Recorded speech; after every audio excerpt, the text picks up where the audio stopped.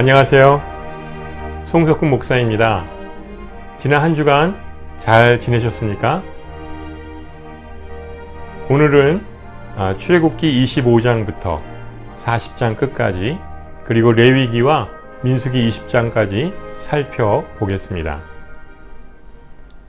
출애굽의 목적은 하나님이 이스라엘 백성들을 구원하여 하나님의 자녀로 함께 살기 위해서입니다. 하나님은 모세에게 시내산에서 율법을 적은 두 돌판 십계명을 주십니다. 그러나 금송아지 사건으로 인해서 첫 번째 돌판은 깨져버리고 맙니다. 하나님은 자비와 긍휼을 베푸셔서 두 번째 돌판을 다시 만들어 주십니다. 하나님은 이스라엘 백성들을 만나 주시기 위해서 성막을 짓도록 성막 설계도를 모세에게 주십니다.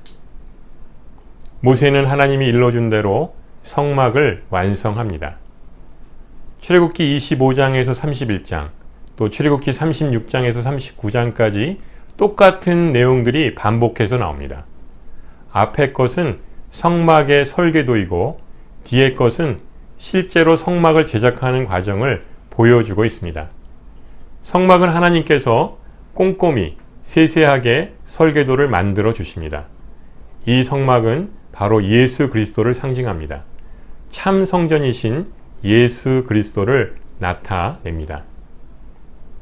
성막 설계도는 복음의 설계도를 뜻합니다. 성막은 바깥들, 성소와 지성소 이렇게 세 부분으로 나누어집니다.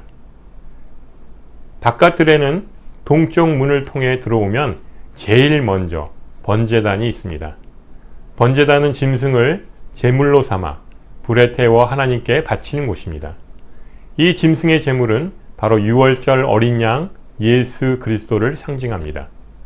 그리고 물두멍이 있습니다. 물두멍은 제사장들이 거룩함을 위해 물로 깨끗이 씻는 곳입니다. 제물도 거룩하게 하기 위해서 물로 깨끗이 씻습니다. 이는 홍해를 건너는 세례를 상징합니다. 성소에 들어가면 등잔대와 진설병상, 또 분향단이 있습니다. 등잔대는 생명의 빛이신 예수님을 상징합니다. 진설병상은 거룩한 떡을 놓는 곳으로 생명의 떡이신 예수님을 상징합니다. 분향단은 기도를 상징하는 곳으로 예수님께서 중보기도 하시는 모습을 상징합니다. 이제 지성소에 들어오면 증거궤가 있습니다. 이는 속죄소라고 하며 또 시은자라고도 합니다. 증거궤 안에는 십계명 두 돌판과 쌍난 지팡이와 만나가 든 금 항아리가 들어 있습니다. 지성소는 대제사장이 1년에 한 번 대속죄일에 들어갑니다. 지성소는 거룩해야 합니다. 만약 거룩하지 않으면 대제사장은 그 안에서 죽음을 당합니다. 그래서 발에 줄을 매달고 들어가며 또 옷에는 소리가 나는 방울을 달고 들어갑니다. 방울 소리가 들리지 않으면 대제사장은 죽음을 당한 것입니다. 지성소는 함부로 아무나 들어갈 수 없는 거룩한 곳입니다. 사람들은 밖에서 줄을 당겨 지성소 안에서 죽은 대제사장의 시체를 꺼내야 합니다. 지성소에는 짐승의 피가 뿌려져야 합니다. 이 피는 예수 그리스도의 십자가에서 흘리신 구속의 보혈을 상징합니다. 예수님이 십자가에 달려 돌아가시던 날 성소와 지성소를 구분하는 두꺼운 휘장이 위에서 아래로 찢어졌습니다. 그 이후로 이제는 누구나 담대히 지성소 안에 있는 주님의 보좌 앞으로 나아가게 되었습니다.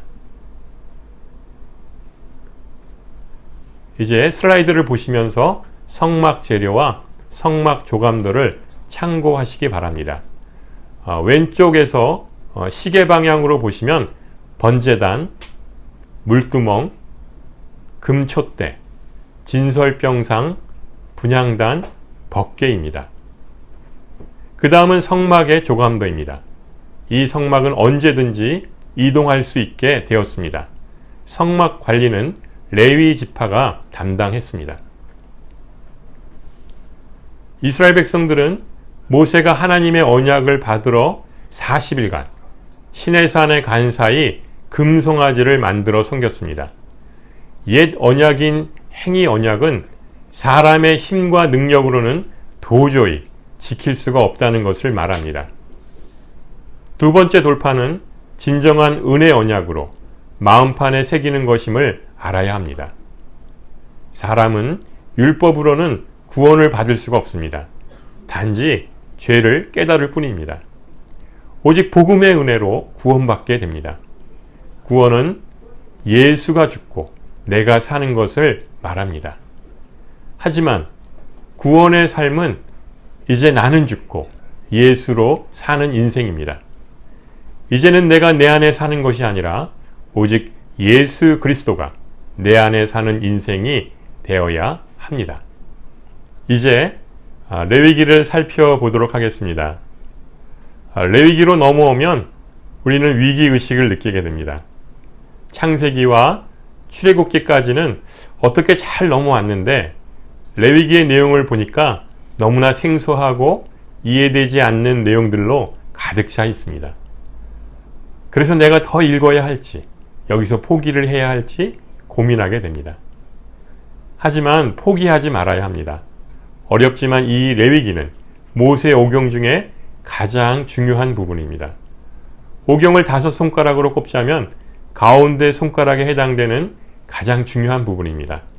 인내를 가지고 꼭 읽으셔야 합니다. 제가 레위기 구조를 쉽게 설명드려 보겠습니다. 레위기는 1장부터 10장까지 5대 제사, 또 11장서부터 27장까지 5대 거룩으로 나누어집니다. 제사법에는 5가지 대표적인 제사가 나오는데 이를 5대 제사법이라고 해서 번제, 소제, 화목제, 속죄제, 속건제입니다. 5대 제사법을 통해 예수 그리스도 구속사역의 완성을 상징한다고 할 수 있습니다. 5대 거룩법은 음식, 질병, 문화, 직분, 절기입니다. 레위기의 제목은 언약의 원형 예수 그리스도입니다. 레위기는 크게 제사법과 거룩법으로 이루어졌다고 할 수 있습니다. 제사법은 죄로 인해 죽을 수밖에 없는 죄인들이 하나님 앞에서 거룩한 자로 변화되기 위해서 치르는 예식이라고 할 수 있습니다. 거룩법은 이제 제사를 통해 거룩한 자가 어떻게 이 세상에서 거룩을 유지할 수 있는지를 구체적으로 알려줍니다. 하나님은 순종의 제사를 기뻐하십니다. 이는 우리를 왕같은 제사장으로 삼으시고 우리 자신을 거룩한 산제물로 드려 거룩한 삶을 살라고 요구하십니다. 하나님께 제사를 드리기 위해서는 3가지 요소가 있어야 합니다. 그것은 성막과 대속제물, 그리고 제사장입니다. 이 중에 어느 하나라도 빠지면 제사가 성립할 수 없습니다. 이 3가지 요소는 원형이 예수 그리스도이십니다. 우리의 성전이 되시고 유월절 어린 양으로 속죄 대물이 되셨습니다. 우리의 영원한 대제사장이 되시는 분이 바로 예수 그리스도이십니다. 이제 5대 제사에 대해서 살펴보겠습니다. 번제는 짐승을 죽여서 각을 떠서 몽땅 불로 태워드리는 제사로 희생을 상징합니다. 우리의 죄를 완전히 불태워버리는 예식입니다. 이는 예수 그리스도의 길과 진리와 생명으로 온전하게 사는 것을 말합니다. 두 번째 소제는 곡식을 태워드리는 제사로서 헌신을 상징합니다. 우리가 사는 이 땅에서의 삶을 불태우는 예식입니다. 예수 그리스도의 사명으로 사는 것을 말합니다. 사랑하고 축복하는 삶입니다. 세 번째로 화목제는 화평과 화목을 요구하는 제사로서 중재자를 상징합니다. 우리의 자존심을 불태우는 예식입니다. 예수 그리스도는 화목제물로 우리를 위해 죽으셨습니다. 예수 그리스도의 대사로 사는 것이며 화평과 의의 열매를 맺으며 살아가는 것입니다. 네 번째 속죄제는 죄 용서를 위한 제사로서 구속의 은총을 상징합니다. 옛사람을 불태우는 예식입니다. 예수 그리스도의 의로 사는 것이며 하나님의 자녀로 살아가는 삶을 말합니다. 마지막 다섯 번째 속건제는 허물의 용서를 위한 제사로서 사랑의 은총을 상징합니다. 옛 습관을 불태우는 예식입니다. 예수 그리스도의 형상을 닮아가는 것으로 거룩하고 흠없는 하나님의 자녀로서 살아가는 것을 말합니다. 여호와 하나님께서 나는 거룩하니 너희도 거룩하라고 말씀하셨습니다. 거룩은 세상과 구별되는 것입니다. 거룩은 우리의 몸과 삶을 구별하는 것으로 먹고, 입고, 만지는 것, 또 전염병으로부터 구별하는 것이며 성별된 생활을 말합니다. 이제 하나님께 드리는 제사 방법을 살펴보겠습니다. 제일 먼저 죄를 짓고 속죄하기를 원하는 제사인이 짐승의 제물을 준비합니다. 제사인이 직접 제물에 손을 얹고 안수를 합니다. 이것은 제사인의 죄가 짐승에게로 전가된다는 것을 의미합니다. 제사인이 직접 제물을 잡아서 죽입니다. 제사장이 대신 하는 것이 아니라 죄를 지은 제사인이 직접 제물을 죽여 하나님께 바쳐야 합니다. 제사장은 죽은 제물에서 그 받은 피를 제단에 뿌립니다. 제사인은 제물의 각을 직접 뜹니다. 각을 뜬다는 것은 제물의 부위를 직접 잘라내는 일을 합니다. 제사장은 제물을 제단 위에 올려놓습니다. 제사인은 제물의 내장과 정강이를 물로 깨끗이 세척합니다. 마지막으로 제사장은 제물을 불로 태웁니다. 이것을 보면 모든 작업을 제사장이 하는 것이 아닙니다. 제사인과 같이 하는데 어려운 일은 누가 하게 되나요? 네, 이 죄를 지은 제사인이 직접 하게 되어 있습니다. 제사장은 옆에서 쉬운 일만 도와주는 역할을 합니다. 우리가 오해하는 것은 제사장이 모두 다 하는 것이라고 생각하기 쉬운데 그렇지 않습니다. 만일 제사장이 이 모든 일을 다 한다면 세상에서 아마 제일 힘든 3D 업종이 되어서 다 도망가 버리고 말 것입니다. 자기의 죄는 자신이 수고와 대가를 치러야 한다는 것이 구약시대 제사법에도 잘 나타나 있습니다. 이제 레위기 11장서부터 나오는 거룩법은 5대 거룩으로 나누어 살펴볼 수 있습니다. 이제 5대 거룩을 살펴보겠습니다. 첫 번째로 음식은 거룩한 백성이 먹는 것도 정결한 음식을 먹어야 한다고 말합니다. 그래서 짐승을 정한 짐승과 부정한 짐승으로 구분하게 됩니다.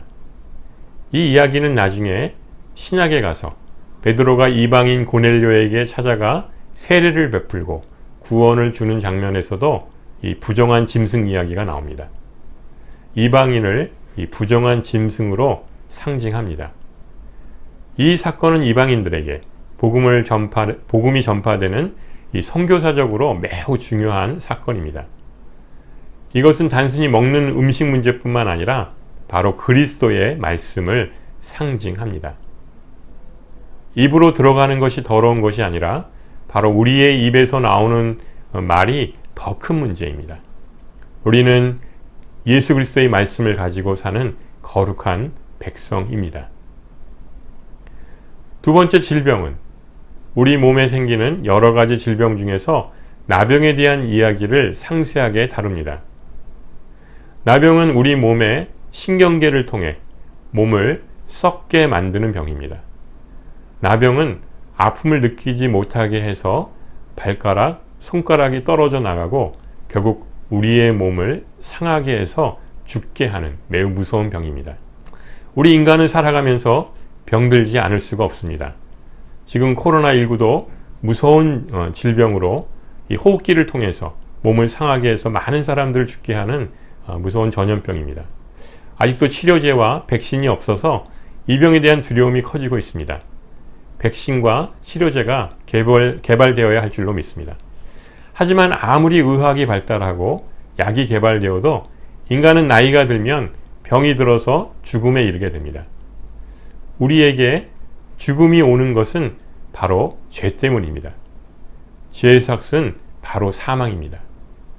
예수님은 이런 우리들에게 부활의 소망을 주셨습니다. 죽을 수밖에 없는 죄인인 우리들에게 예수님은 십자가에 달려 돌아가시고 또 3일 만에 부활하심으로 영생의 소망을 주셨습니다. 그래서 우리는 십자가를 통해 예수님을 구주로 영접하여 영생의 은혜를 누려야 합니다.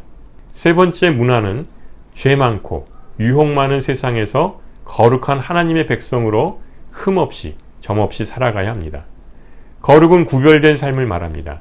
우리가 이 세상에서 거룩한 하나님의 백성으로 살아가는 길은 오직 예수 그리스도의 십자가를 의지하여 구별된 삶을 살아가도록 해야 합니다. 그것은 거룩한 하나님의 백성이 되어서 세상과 구별된 삶을 살아갈 수밖에 없습니다. 이스라엘 백성들이 가나안 땅에 들어갈 때 이방인들이 섬기는 바알신을 믿고 또 음란하고 태폐적인 문화에 현혹되어서 멸망당하고 말았습니다. 영적인 전쟁에서 승리하는 길은 내 안에 내가 주인이 아니라 예수님이 나의 주인일 때 가능합니다. 나는 죽고 예수로 사는 인생이 되어야 할 줄로 믿습니다. 네 번째로 직분은 거룩한 직분이 제사장의 직분을 통해 지켜야 할 규례를 말하고 있습니다. 이는 장차 우리 모두가 거룩한 제사장으로 그 직분을 거룩하게 수행해야 하기 때문입니다. 우리는 우리 자신을 거룩한 산제물로 예수 그리스도를 통해 드리는 복음의 제사장 직분을 잘 감당해야 합니다. 마지막 다섯 번째로 절기는 하나님께 예배하는 여호와의 절기를 거룩하게 지켜야 합니다. 구약에 보면 여러 가지 절기들이 나오는데 이는 모두가 다 예수 그리스도를 기념하는 절기라고 할 수 있습니다. 유월절, 초실절, 오순절, 초막절이 모든 이 절기들은 다 예수 그리스도의 죽으심과 부활하심을 통한 성령 광림과 또 재림으로 나타날 천국 소망을 상징한다고 할 수 있습니다. 이제 민수기를 살펴보도록 하겠습니다. 민수기는 히브리어로 베 미드바르입니다. 광야에서라고 하는 뜻을 갖고 있습니다. 이스라엘 백성들이 시내산에서 언약을 받고 광야에서 그 말씀대로 살아보려고 하지만 철저하게 실패하는 인생을 우리들에게 보여주고 있습니다. 이것은 예수 그리스도와 함께 동행하지 않는 인생은 결국 이처럼 인생 광야에서 실패하고 만다는 것을 보여줍니다. 사도 바울은 고린도전서 10장에서 이것을 경계의 거울로 삼아서 그러지 말자라고 말합니다. 오직 믿음의 눈을 들어 예수님과 함께 동행할 때만 이 땅에서 승리의 삶을 살 수가 있습니다. 민수기는 1장에서 10장까지 광야 생활을 준비하고 또 11장에서 35장까지 거룩한 광야 생활을 하기 위해 나아갑니다. 그들은 광야 생활을 통해 철저한 실패를 맛보아야만 했습니다. 민수기의 제목은 언약의 완성 예수 그리스도입니다. 출애굽기는 이스라엘 백성들이 유월절 어린 양의 은혜로 구원받아 이집트를 탈출한 이야기입니다. 레위기는 이제는 이스라엘 백성들이 노예가 아니라 하나님의 백성으로 살아가야 합니다. 그래서 하나님은 모세를 통해서 시내산에서 언약서인 율법을 받게 됩니다. 민수기는 하나님의 백성으로 율법을 받고 하나님의 임재의 상징인 성막과 함께 광야를 거쳐서 가나안 땅을 향해 나아가게 됩니다. 이스라엘 백성 중 출애굽 1세대들은 광야에서 불순종으로 인해 가나안 땅에 들어가지 못하고 다 죽고 맙니다. 그 뒤를 이어서 출애굽 2세대들이 하나님의 은혜로 순종하는 모델로 가나안 땅에 들어가는 입성 준비를 하게 됩니다. 민수기는 레위기의 5대 거룩과 연결되어서 5대 경계라고 구분지어 말할 수 있습니다.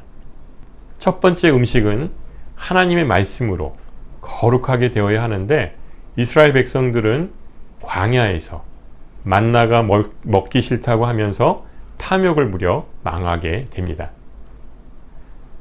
두 번째 질병은 고통과 슬픔이 없는 완전한 부활의 몸으로 이어져야 하는데 그들은 미리암이 모세를 비방함으로 나병에 걸려 쓸쓸한 최후를 맞이합니다.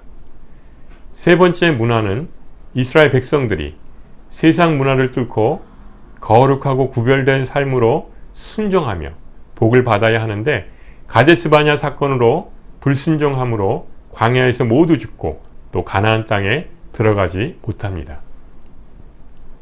네 번째 직분은 하나님과 함께 말씀으로 왕노릇하며 살아야 하는데 그들은 고라당의 반역으로 하나님이 부여한 모세와 아론의 권위에 도전해서 망합니다. 또한 지도자의 혈기로 인해서 모세는 가나안 땅에 들어가지 못하고 느보산에서 가나안 땅을 바라보고 죽고 맙니다.